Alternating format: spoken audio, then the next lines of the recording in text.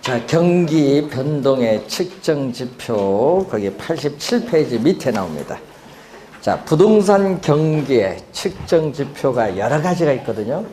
자, 여러분 그 교재에 나오는 하나하나의 이러한 지표를 단순 지표라고 하는데, 이 단순 지표 하나만 가지고 경기를 판단하면 문제가 있어요. 그래서 우리가 항상 여러 경기 변동의 측정 지표를 우리는 종합적으로 판단하여 경기를 판단하는 것이 바람직합니다. 자, 그래서 우선은 그 측정 지표를 보면은 우리가 가끔 문제를 보면은 우리 실물 변수라는 용어, 우리 뉴스나 보면 실물 변수, 명목 이런 용어가 가끔 나오거든요. 이 실물 변수가 있고 명목 변수, 뉴스 신문 보면요, 이 명목 변수는 화폐로 표시된 변수예요. 그래서 화폐로 표시된 변수에 있어서 부동산, 여러분 가격이나 뭐가 있다? 임대료가 있겠죠. 예? 이거는 화폐로 표시된 변수로서 이거는 보조, 우리는 지표, 보조 자료, 지표라고 우리가 보시면 돼요. 자, 그러면은 이 부동산 가격인데, 부동산 가격이죠. 실제 건축량의 생산과는 무관하다.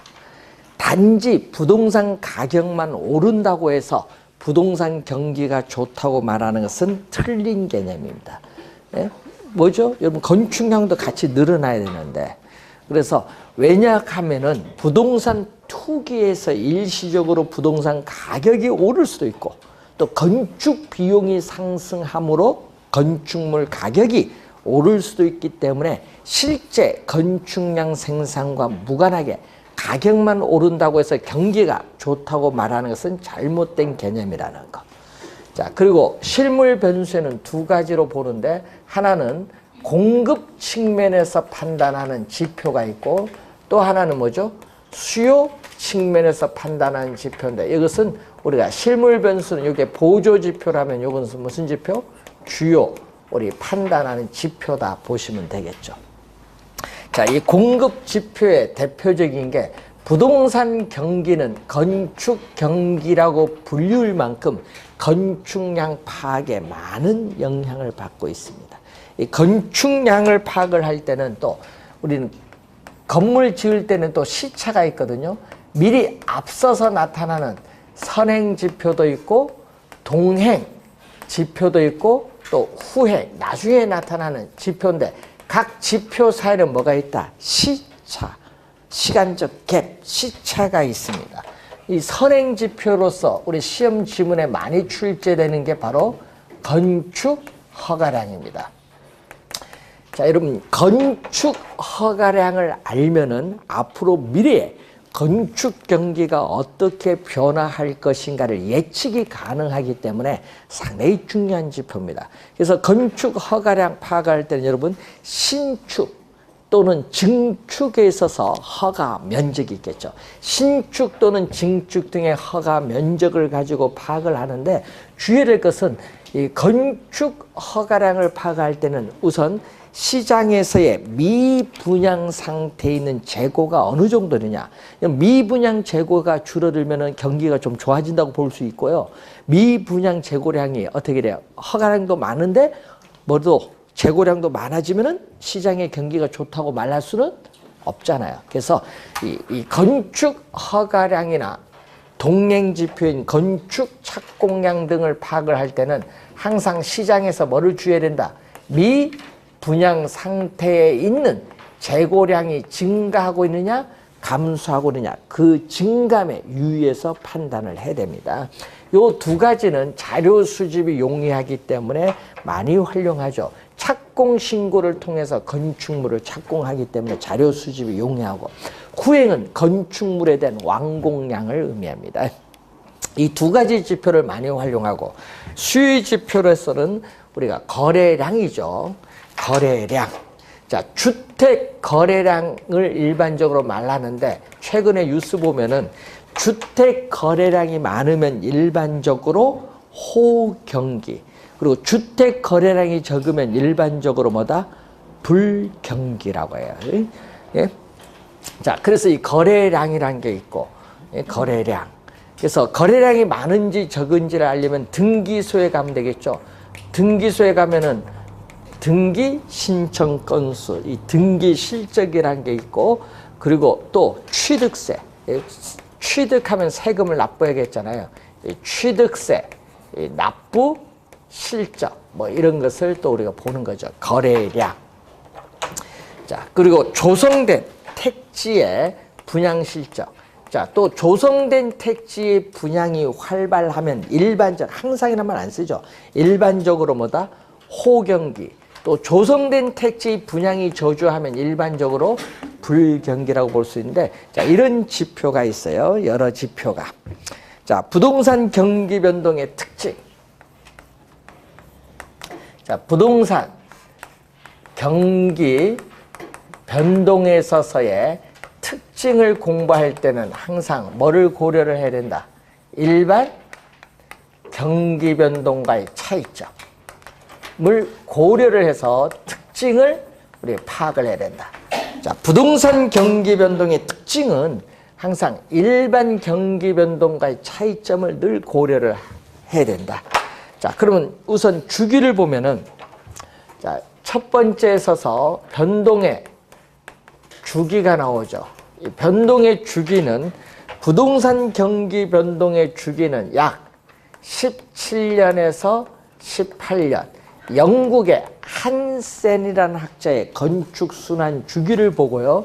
일반 경기 변동 주기는 기업의 설비 투자의 변동이 원인이 돼서 나타나기 때문에 약 8년에서 10년 정도로 보는데, 그래서 부동산 경기 변동의 주기는 일반 경기 변동 주기에 비해서 약 2배 정도 길게 나타난다. 약 2배 정도 길게 나타난다. 자, 두 번째는, 자, 26회 시험에 또 정답 지문을 물었었죠. 변동의 진폭이 있어요.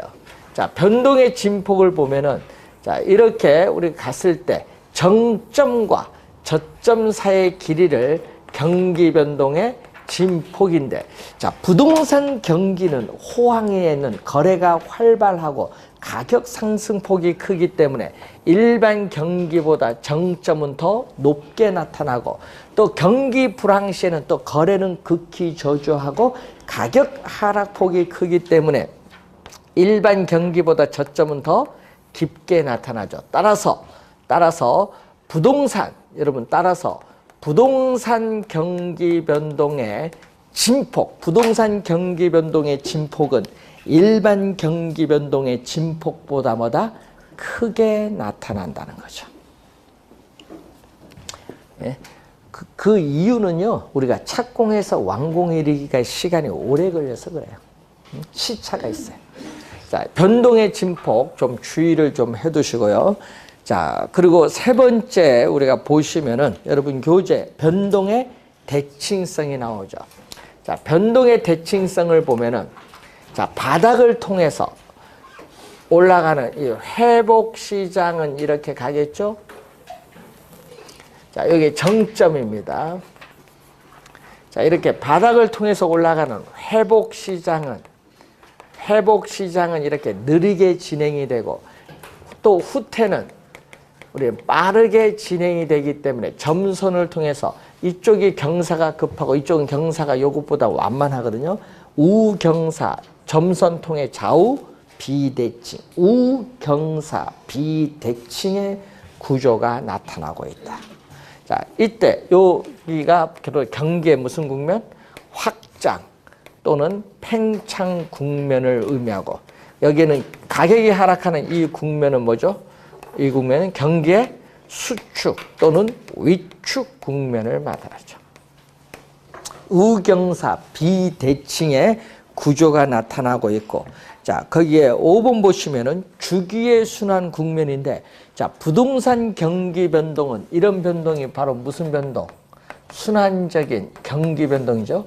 자, 부동산 경기 변동은 이러한 순환적인 경기 변동뿐만 아니라 뭐가 있죠? 다른 형태의 경기 변동인 계절적 변동, 장기적 변동, 무작위적 변동이 혼합되어 나타나기 때문에 주기의 순환 국면이 불분명하다. 불분명하고 뚜렷하지 일정하지가 않다. 요거 한 3번 출제했죠. 자, 그리고 6번째 보시면은 뭐가 나오죠? 거기 전체적으로 볼 때 부동산 경기는 일반 경기보다 시간적으로 뒤지는 경향.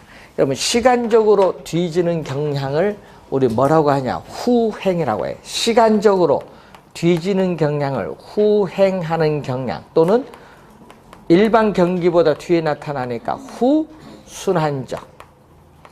후순환적인 경향. 자, 후행하는 경향 또는 후순환적인 경향이 있다. 이 일반 경기 변동과 달리 부동산 경기 변동은 주거용, 상업용, 공업용 등 각 부문별 특수순환의 가중평균치적인 성격을 가지고 있기 때문에 그런데 여러분 주거용, 상업용, 공업용의 가중치를 부여해서 평균을 구해요. 그럼 주거용 가중치가 높겠죠? 이렇게 가중치를 부여해서 평균을 구하기 때문에 그렇다라는 얘기고, 자, 그리고 거기에 보시면은 7번에 부동산 경기 변동은 뭐죠? 국지적. 위치가 고정됐기 때문에 국지적으로 나타나는 형상이에요. 근데 이 국지적 형상이 경기의 붐이 발생, 부동산 경기 붐이 나타나면은 전국적, 광역적으로 확산되는 경향도 나타난다. 자, 타성기간이 있거든요. 타성기간. 자, 부동산 경기 변동은 타성기간. 자, 부동산 경기 변동이 일반 경기 변동에 뒤지는 시간차인데 우리나라는 시계열 분석을 했더니 우리나라는 평균 우리나라입니다. 약 2년 정도 뒤에 나타나요. 부동산 경기가. 근데 그래서 일반 경기 변동에 비해서 우리는 착공에서 완공에 이른 시간이 있다 보니까 타성기간이 길다라는 또 중요한 특징이 있어요. 부동산 경기 변동. 자, 그것을 염두에 좀 두시면 되겠고, 자, 그리고 89페이지 중간에 이 순환적 경기 변동이 나오는데, 순환적 경기 변동은 4개, 지금 하나, 둘, 셋, 넷, 4개의 순환 국면을 가지고 있죠. 이 번즈와 미첼의 사분법에서 4개의 순환 국면을 가지고 있는데, 그래서 회복시장, 일반 경기의 호황에 대응하는 상향시장, 일반 경기의 불황에 대응하는 하향시장, 이게 되풀이돼서 우리가 반복되는 순환적 경기 변동이 나타나요. 자, 하향시장은 후퇴시장이 지속적으로 하강해가는 국면의 시장으로서 거래는 특수한 거래 이외의 거래는 거의 일어나지 않아요. 거래가 극히 저조하고 부동산 가격은 계속적으로 하락을 합니다. 그래서 공실률, 전체 임대 면적 중 임대되지 않은 면적의 비율인 공실률은 뭐가 돼요? 최대가 돼요. 최대가 되고 건축 허가 신청 건수는 또 뭐가 된다?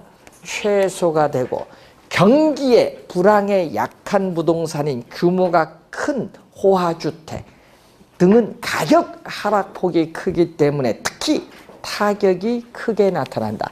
자, 여러분 시험에 과거 요거 많이 나오거든요. 시험에 우리 5번 출제했는데요. 과거의 거래 사례 가격은 현재 시점에 보면 위에 있네요. 위에 있으니까 뭐죠? 상한선, 밑줄, 상한선. 주의해야 됩니다. 자, 그러다가 바닥을 통해서 가격이 오르는데, 그래서 서서히 오르잖아요. 이 회복시장에서는 가격이 서서히 오르기 때문에 아직도 부동산 가격은 낮은 수준에 있기 때문에 부동산에 대한 투기적 요소가 개입되기 쉬운 국면의 시장이고요. 이 회복시장에서는 개별 부동산별로 회복이 되는 것이 일반적이고, 또 부동산 거래는 서서히 기운이 활발하다. 이 활기, 서서히 거래는 활기를 띠기 시작하는 국면을 얘기합니다. 그럼 과거의 거래 사례 가격은 현재 새로운 거래 뭐죠? 비슷하면 기준 가격, 바닥에 있으면 뭐죠? 하한선. 그래서 기준 가격이 되거나 하한선이 된다. 하한선 밑줄. 자, 그리고 회복 시장에서는 어떻게 돼요? 공실률이나 공가율은 점점 뭐 한다? 줄어들고, 또 건축 허가 신청 건수는 뭐 한다? 증가하고, 그리고 건축 자재 수요도 증가하고, 고객이 중개업소를 찾는 빈도도 높아지는 이런 형상들이 다 나타나면은 회복 시장으로 접어들었다고 볼 수 있어요. 자, 그러다가 가격이 계속적으로 상승하는 상향 시장에 접어들면은 부동산 거래는 활발하게 이루어지는 시장으로서 상향 시장 시계열상 마지막 부분에서는 후퇴 시장으로 넘어갈 가능성을 내포하고 있는 국면의 시장이죠. 요거 4번 출제했습니다. 과거의 거래 사례 가격은 현재 시점에 보면 밑에 있네요. 하한선인데 요거 상한 가격으로 벌써 2번 정답 물었어요. 하한선이라는 걸 꼭 명심해야 되겠고, 하한선. 자, 그리고 이 상향 시장에서는 거래가 활발하게 이루어지면서 우리는 공실률도 뭐가 돼? 최소가 되고, 건축 허가 신청 건수는 또 뭐가 되죠? 최대가 돼요. 그리고 이 국면에서는 가격이 오르기 때문에 매도자는 거래를 뒤로 미루려고 하고 매수자는 거래를 앞당기려는 경향이 있기 때문에 부동산 중개 전문 활동에서는 뭐가? 매도자가 중시, 매도자 중시 또는 매도자 우위. 여러분 가끔 뉴스에 보니까 매도자 우위, 매수자 우위 많이 나오대요. 매도자가 우위에 있는, 또 매도자가 중시되는 시장이 형성이 된다. 이 매도자, 매수자 이것도 3번 출제했어요, 최근에. 그리고 정상을 통해서 내려오면 가격이 하락을 하는데 후퇴 시장에서는 어떻게 돼요? 과거의 거래 사례 가격은 새로운 거래 가격의 기준이나 정점이 뭐죠? 상한선. 25회는 상한선을 하한선으로 출제했어요. 상한선입니다. 자, 그리고 거래는 한산해지고 가격은 하락하는 후퇴 시장이 나타나는데 요 국면에서는 가격이 하락을 하기 때문에 매도자는 빨리 매각을 하고자 하는데 매수자는 거래를 뒤로 미루려요. 그래서 여기는 또 매수자가 우위 또는 매수자가 중시되는 시장이 형성이 된다. 자, 이 경기의 순환 국면에 의해서 이 4가지 순환 국면에서 분류가 되는 시장은 아니지만은 일반 상품 시장에는 존재하지 않고 부동산 시장에만 존재하는 고유 시장. 그래서 부동산 시장은 회복 시장, 상향 시장, 후퇴 시장, 하향 시장 이외에 안정 시장이 있어요. 일반 상품 시장에는 존재하지 않고 부동산 시장에만 존재하는 고유 시장 하나가 더 있어요. 안정 시장. 이것은 순환 국면에 분류가 되는 시장은 아니라는 거 주의해 두시고, 자, 안정 시장은 내 시장 어느 국면에나 존재가 가능한데 안정 시장은 부동산 가격이 이렇게 안정적이거나 약간의 가벼운 상승을 가져오는 국면의 시장인데, 자, 현재를 보게 되면 그럼 과거의 부동산 거래 사례 가격은 현재 시점에서 보면 가격이 안정적이기 때문에 뭐냐? 신뢰할 수 있는 거래의 기준. 자, 밑줄은 신뢰할 수 있는 거래의 기준. 90페이지 밑에 박스에. 자, 신뢰할 수 있는 거래의 기준이고, 또 경기의 불황의 어떻게 돼요?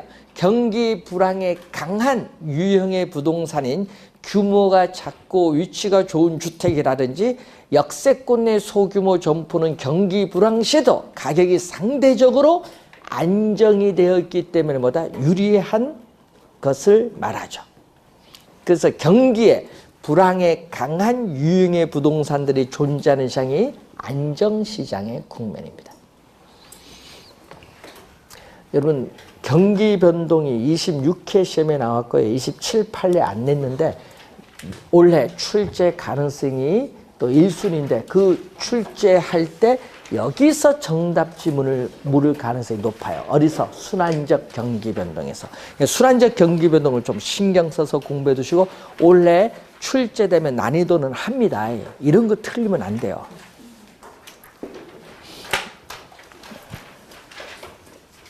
자, 거미집 이론. 또 6번 또 출제를 또 했던 내용이죠. 자, 에치켓.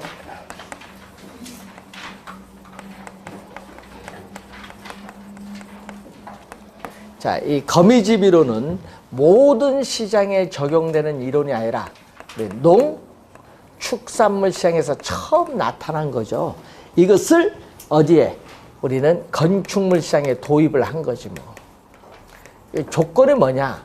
농축산물 시장이나 건축물 시장의 중요한 것은 이 시장은 생산 기간이 뭐다? 장기간 걸려요. 그래서 농축산물 시장이나 건축물 시장에서의 불균형. 자, 불균형이라는 것은 수요량과 공급량이 같지 않으면 불균형.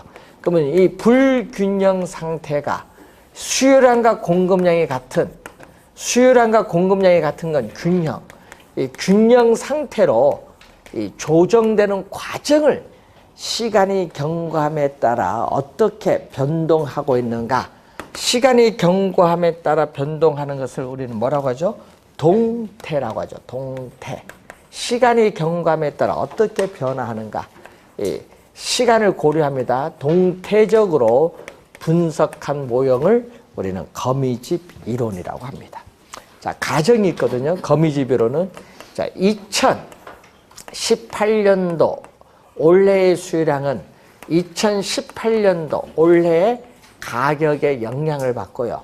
2018년도 올해의 공급량은 전해 2017년도 전기의 가격에 영향을 받죠. 왜? 생산 기간이 장기다 보니까 뭐가 발생하죠? 착공에서 완공에 이르기까지 시간이 오래 걸리거든요. 공급의 시차로 인해서 우리가 이렇게 나타나죠. 그래서 한 해는 가격이 폭등, 그 다음에는 폭등, 폭락이 주기적으로 나타난 것은 수요와 공급 사이에 뭐가 있기 때문에 시차가 존재하고 있기 때문에 나타나는 현상입니다.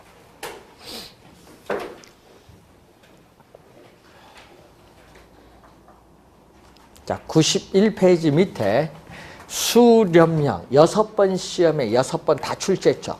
자, 거미집 이론에 우리가 유형을 볼 때 수렴형은 안정적인 균형이에요. 그래서 안정적인 균형이기 때문에 6번을 다 출제한 거예요. 왜냐? 거미집이라는 명칭이 여기서 나왔잖아요. 자, 수요 곡선은 이렇게 주어지고 공급 곡선은 이런 형태의 그림. 자, 공급 곡선의 기울기가 급하면 비탄력적 0과 탄력성의 값이 0과 1 사이 있고 수요 곡선이 완만하면 탄력성의 값은 1보다 크죠. 그러니까 어떤 경우 우리는 탄력성을 따져보면 수요의 가격 탄력성은 탄력적이니까 1보다 큰 값이고 공급의 가격 탄력성은 비탄력적이니까 0과 1 사이 있는 값이니까 어디가 크죠? 수요가 크지. 탄력성 값을 보면은.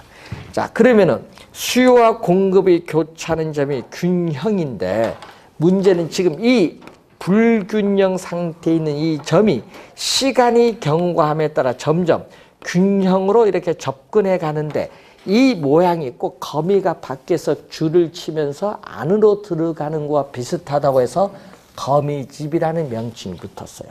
명칭이 여기서 붙었기 때문에 시험에 출제를 우리는 매년 할 수밖에 없어요. 거미집이 나오면 수렴형은 매년 나와요. 그래서 6번 다 출제했어요.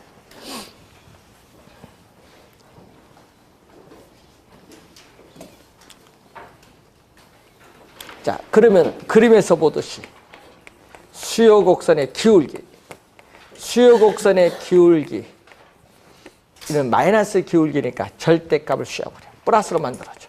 수요 곡선의 기울기의 절대값.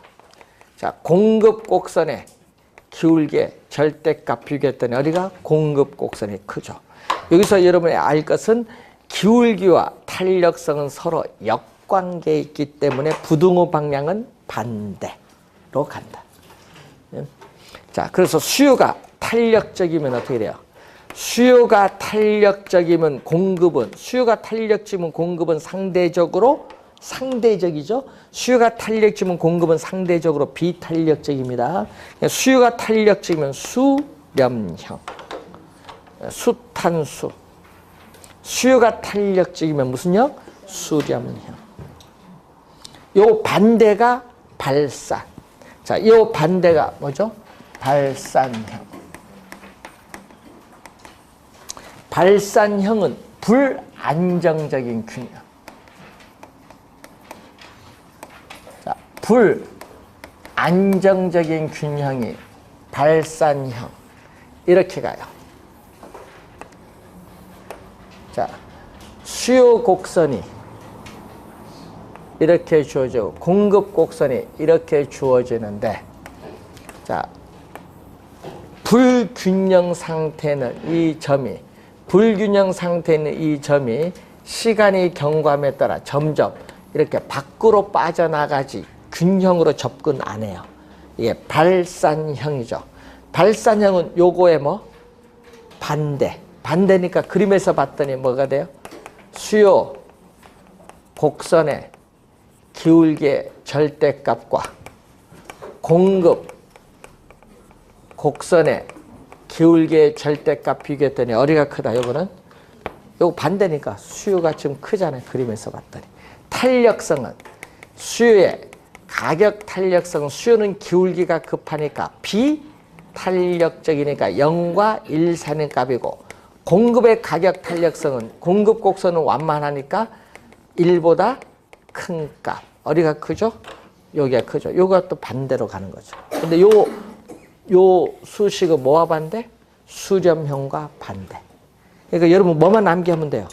수렴형 암기되죠. 수렴형 암기하고 발산은 수렴의 반대. 그러면 수렴형도 암기 귀찮다. 요거 암기하면 되죠. 수탄수.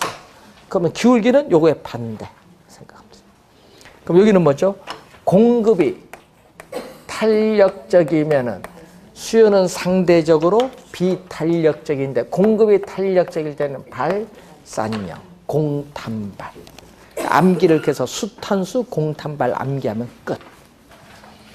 왜냐? 순환은 리꼬르예요. 이런 형태. 순환형은 수요 곡선과 공급 곡선이 주어졌을 때, 예? 자, 이런 형태죠. 자, 이 불균형이 시간이 경과함에 따라 점점 이렇게 뭐죠? 이렇게 계속 순환되는 형태가 순환형. 자, 여기서는 수요 곡선의 기울기의 절대값과 뭐가? 공급 곡선의 기울기의 절대값이 서로 같으면은 순환형. 2년 전엔 요 세 개 다 기울기를 물었다는 내용이죠.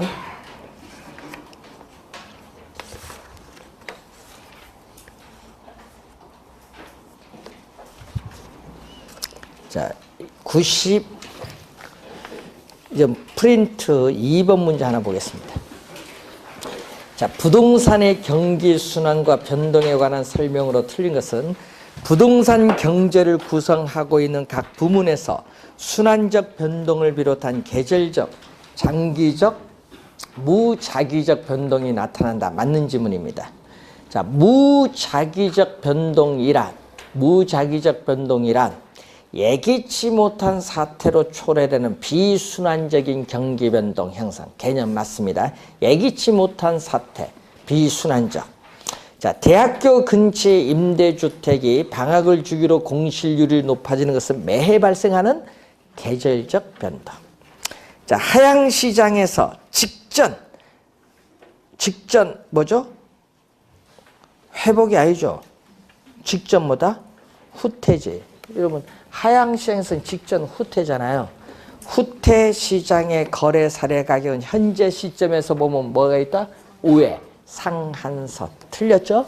4번 정답. 4번 정답.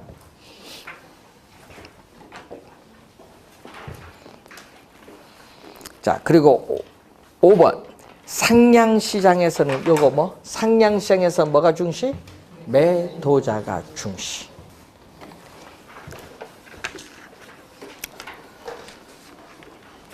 92페이지에 25번 문제. A와 B 부동산 시장의 함수 조건 하에서 가격 변화에 따르는 동태적 장기 조정 과정을 설명한 거미줄 모형의 형태를 묻는데 A를 보면 이 P는 자, A를 봅니다. A를 보면은 이 P는 500 마이너스 뭐다? 이 P는 500 마이너스 QD, 3P는 300 플러스 4QS. QD는 수요량이니까 수요 곡선이고 QS는 공급량이니까 공급 곡선이거든요. 자, 여러분 P는 Y축이고요. Q는 뭐다? X축이라는 걸 염두에 대. 양변을 뭘로? 2로 나눕니다. 2로 나누면 250 마이너스 2분의 1 QD. 자, 양변을 뭘로? 3으로 나눕니다. 100 플러스 얼마? 3분의 4 QS. 자, 여러분이 우리가 1참수 y 이꼬르 a 플러스 bx 1참수가 주어졌거든요. 이때 요 x 앞에 있는 요게 기울기야. 요게 기울기. 그러면은 p는 y축이고 q는 뭐다? x축. 요게 y축, 요게 x축이니까 x축 앞에 있는 게 요게 뭐다? 기울기예요. 그럼 수요 곡선의 기울기, 수요 곡선 기울기의 절대값, 공급 곡선의 기울기 절대값 비교하세요. 비교했더니 어디가 커? 이건 2분의 1이고 이건 3분의 4니까 여기 크죠? 공급 곡선의 기울기 절대값이 여기 크잖아요. 또 무슨 형태? 수렴형. A는 수렴형이야. A는 수렴형. 자, B 보세요. B 보면 P는 400 마이너스 P는 400 마이너스 2QD가 주어졌고, 그리고 이 P는 100 플러스 4QS인데, 그러면 요거는 P는 50 플러스 얼마? 2QS. 자, 요 기울기 봤더니, 자, 수요 곡선의 기울기 절대값과 공급 곡선의 기울기 절대값이 같으면 뭐다? 순환형. 그러니까 1차함수에서 기울기가 X축 앞에 있는 게 기울기란 걸 중학교 1학년 때 배우는 건데 또 이해 안 되면 또 1학년 자식분한테 물어보시면 잘 가르쳐줍니다. 이게 어려운 게 아니거든요. 그런데 여기 이해가 안 돼서 틀려요. 시험장에 가면. 자, 확인 한번 해보시기 바랍니다. 여러분 2년 전에는 기울기로 3개 다 물었거든요. 기울기 3개 다 물었으니까 이번에는 탄력성으로 묻지 않겠느냐. 만약 낸다면 탄력성, 수탄수, 공탄발 잘격하고 순환은 뭐다? 미꼬로. 자, 98페이지 부동산 시장. 자, 부동산을 사고자 하는 수요와 팔고자 하는 공급이 만나서 가격이 결정되는 우리가 장소가 부동산 시장인데, 자, 부동산 시장의 기능을 보면 가격이 결정되면 부증성의 특성에 따라 토지는 한정되기 때문에 수요자에게 가격에 따라 자원이 배분되는 기능이 있고, 또 시장 고유의 기능이 교환의 기능이 있죠. 현금과 부동산 교환. 경기 침체 시에는 부동산 거래가 이루어지기 어렵다 보니까 부동산의 막교환이 이루어지도록 해요. 교환의 기능. 또 매도자, 매수자, 건축업자, 투자자에게 부동산에 관한 정보를 제공하는 기능도 있어요. 자, 그리고 또 가격 창조로서의 기능이 있겠죠. 자, 매도자가 처음 불러본 가격이 호가인데 호가가 5억이고 매수자가 불러본 호가는 얼마? 3억이다. 그런데 가격 차이가 너무 크니까 거래 계약이 안 돼요. 중개사가 정보를 제공을 하게 되면 매도자가 처음 불러본 가격이 5억이 파괴가 돼. 가격이 파괴되면서 점점 하락을 하고 또 매수자가 불러본 가격도 파괴가 되면서 점점 올라요. 시간이 경과됨에 따라 격차는 점점 줄어들죠. 그러다가 어느 점에서 요 점에서 시간이 이 정도 흘렀더니 4억의 거래 계약이 체결됐다. 매도자가 더 이상 양보할 수 없는 하한 가격, 매수자가 더 이상 양보할 수 없는 상한 가격이 여기서 충돌을 일으켜서 4억이라는 가격이 형성돼서 교환이 이루어져요.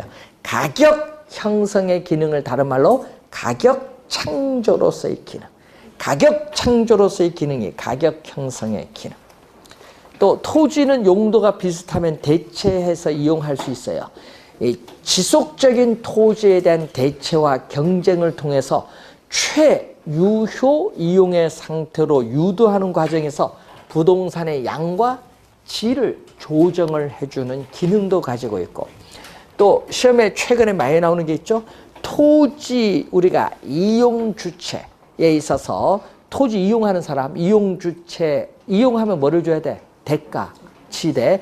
토지 이용 주체에 지대를 지불할 수 있는 능력에 따라 도심에서 거리가 멀어질수록 상업용, 주거용, 공업용의 순으로 토지 이용이 나타나는데, 그래서 토지 이용에서의 유형을 결정하는 기능, 이 지문이 최근에 많이 나와요. 최근에 우리가 2번 또 출제된 지문입니다. 자, 그리고 여러분 우리가 관련해서 교재를 보시면은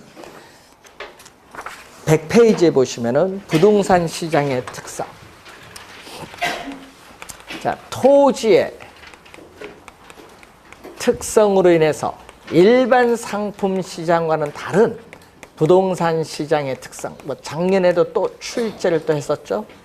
자, 토지 특성으로 우선 나타나는데, 토지 특성 중에서 뭐 부동성이죠. 그래서 토지에 대한 권리나 이익이 거래되는, 부동산 시장에서 토지에 대한 권리나 이익이 거래되는 관념적이고 공간적 의미인 또 추상적 시장을 형성을 하고, 또 이러한 부동성으로 인해서 또 공간적 작용 범위가 일정한 지역에 한정되는 경향이 있는 국지적 시장 또는 지역 시장을 형성하죠. 시험 문제 작년에도 출제했지만 하여튼 요거는 거의 뭐 매년 출제하다시피 하는 용어잖아요. 그렇기 때문에 부동산이 위치하는 현장에 가서 확인을 해야 되는 임장 활동이 중요시 되고요. 자, 국지적 시장이죠. 전국적 광역적 시장이 아니라는 것. 자, 전국적이고 광역적 시장이 아니라 국지적 시장입니다. 그래서 부동산의 용도에 따라 여러분 전체 부동산 시장이 주거용 부동산 시장, 상업용 부동산 시장, 공업용 부동산 시장으로 나누어지는 형상을 우리는 시장의 분화란 말 써요. 이러한 시장의 분화로 인해서 이 주거용, 상업용, 공업용 각각의 시장을 우리는 부분 시장 또는 하위 시장이라고 하는데, 이 부분 하위 시장이 형성이 되죠. 우리 뭐죠? 부분, 요걸 번역한 거죠. 서브 마켓. 자, 그리고 경우에 따라서는 이 부분 시장별로 시장의 불균형을 초래할 수도 있는데, 예를 들어서 전세 시장에서 최근에 전세 수요는 많은데 공급이 적어요. 그래서 전세 시장의 불균형을 가져올 수 있어요. 부분 시장인 전세 시장에서 불균형을 초래할 수도 있다. 는 얘기죠. 또 부동성으로 인해서 토지 이용에서의 외부 효과, 외부성이 나타나요. 토지는 위치가 고정되어 있기 때문에 토지를 둘러싼 외부 환경 조건의 영향을 받아서 부동산 가격이 오를 수도 있고 내릴 수도 있어요. 그럼 이러한 외부성으로 인해서 우리는 또 다음 주에 배우시게 될 시장의 실패를 야기해요. 이 시장의 실패를 야기하기 때문에 이 시장의 실패를 수정하기 위해서 정부가 부동산 시장에 개입을 해야 되는데 이 정부의 시장 개입에 또 근거를 또 제시를 해줍니다. 시험에 또 많이 나오는 지문이죠. 자, 또 부동성, 부증성, 개별성 등이 나타나죠. 자, 이런 특성에 의해서 자, 개별성으로 인해서 일반 상품과는 달리 선매가 쉽지가 않다. 미리 매입을 하는 게 쉽지가 않아요. 개별성의 특성으로 인해서. 그래서 수요가 증가하더라도 바로 즉시 공급을 늘려주기가 어렵다. 수요 공급 조절이 뭐다? 곤란하죠. 착공에서 또 완공에 이르기까지 또 시간이 오래 걸리는 시차로 인해서 수급 조절이 곤란해요. 그래서 시험 문제에 우리가 이 지문을 정답으로 두 번도 모르고 하여튼 제일 많이 나와요. 단기적으로 부동산 가격에 왜곡을 발생시킬 가능성이 높다. 이 지문을 진짜 많이 출제한다. 단기적으로 부동산 가격에 왜곡을 발생시킬 가능성이 높다라는 거죠. 자, 개별성의 특성으로 인해서 일반 상품은 표준화가 되어 있지만 또 작년에 또 출제했었죠. 개별성으로 부동산 상품은 표준화가 어려워요. 비표준화로 인해서 또 개별성이 강하기 때문에 일물 일가의 법칙이 적용되지 않고 또 일반 상품과는 달리 도매상, 소매상과 같은 중간에 유통 기구가 존재하지 않기 때문에 시장이 조직적으로 일반 상품과는 달리 체계적으로 조직화되어 있지 않다. 뭐가 나온다? 비조직화가 나와요. 비표준화, 비조직화가 나와요. 비조직화가 되다 보니까 여러분이 중개 수수료 같은 중개 보수, 법적 수수에 따른 비용, 거래 비용이 많이 들고요. 그리고 부동산 상품에 대한 가격을 우린 집중적으로 일반 상품과는 달리 정부가 통제하기가 어려워요.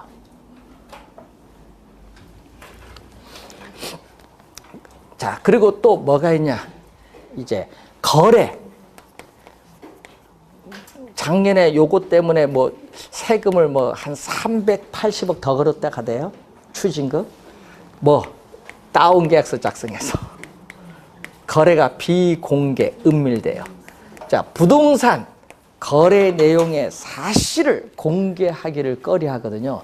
여러분, 부동산 구입 자금에 대한 출처 세무당국 조사. 이번 조사돼요. 저 개포 8단지 이번 당첨된 사람들 다 자금 조달계 이런 거 다 조사를 합니다. 어디서 조달하는지 그런 게 있어요. 자, 그래서 또 뭐가 있어요? 부동산 소득은 불로소득이라는 부정적 인식이 강하기 때문에 거래 내용의 사실을 공개를 꺼려야 합니다. 그래서 뭐가 문제 있어요? 공개를 꺼려하니까 부동산 정보 수집 곤란하고요. 정보 탐색 비용도 증가를 하게 돼요.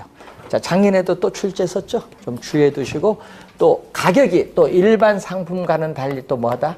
비싸요.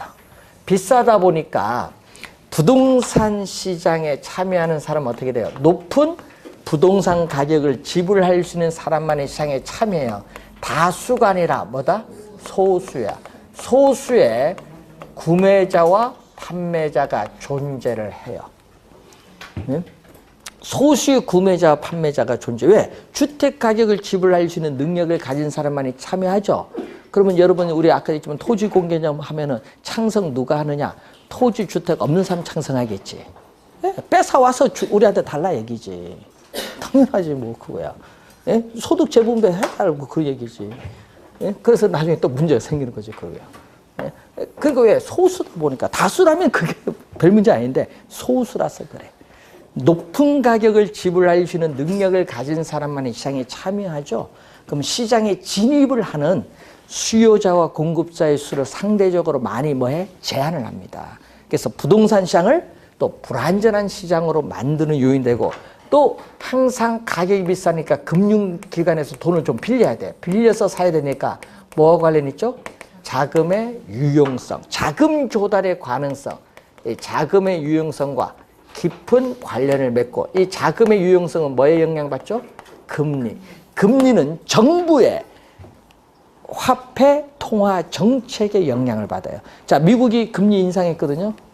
뉴스 들어보죠? 0.25% 인상했어요. 그럼 한국 금리보다 더 높아요, 미국이. 그럼 돈이 우리나라에서 빠져서 뭐야? 미국으로 가면은 주식시장에서 주식 매각해서 달러 가져갈 거 아니야. 그럼 주가 폭락하고 채권 오르겠죠. 환율 오르죠. 경제 상당히 문제가 돼요. 그럼 우리도 금리를 조만간 인상돼서 4월쯤 되면 인상할 거예요.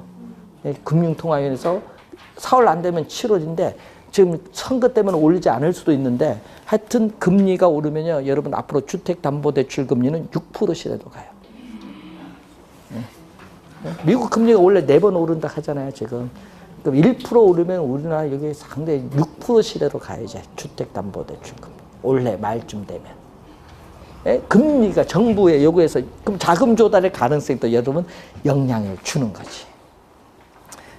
그럼 또 가격이 비싸면 또 매매 기간이 오래 걸려요. 단기간에 거래가 이루어지기는 어려워요. 왜냐?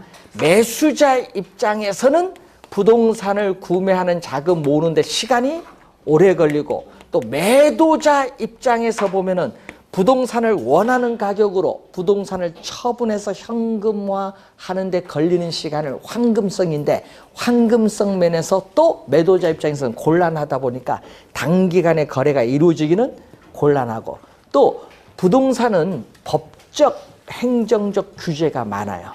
일반 상품과는 달리 법적, 행정적 규제가 많기 때문에 시장에서 수요 공급 조절이 곤란해요. 여러분 규제가 많아서 공급이 어렵죠? 그럼 가격에 또 뭐를? 왜곡을 발생시킬 가능성이 높다는 겁니다. 그 내용을 101페이지까지 설명하고 있는데 한번 확인해 보시기 바라고, 자 잠시 쉬고 102페이지 효율적 시장 들어가겠습니다.